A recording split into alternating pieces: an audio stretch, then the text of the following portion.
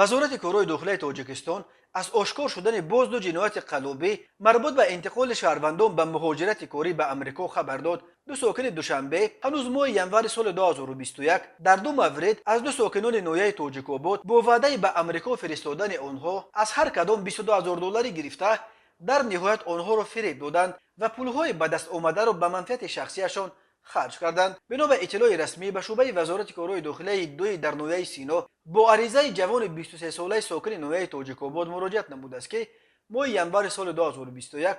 دو نفر مردان 36 ساله هر دو ساکنان پایتخت با راه فریب به باوریش در آمده از او 22000 دلار امریکایی گرفته وعده دادند که او را به مهاجرت مهنتی به ایالات متحده آمریکا روان میکنند، اما نامبردگان وعدهشان را اجرا نکرده مبلغ به دست آوردهشان را به منفعت شخصیشان صرف نمودند. همین طریق می افزاید مرکز مطبوعات وزارت کارهای داخلی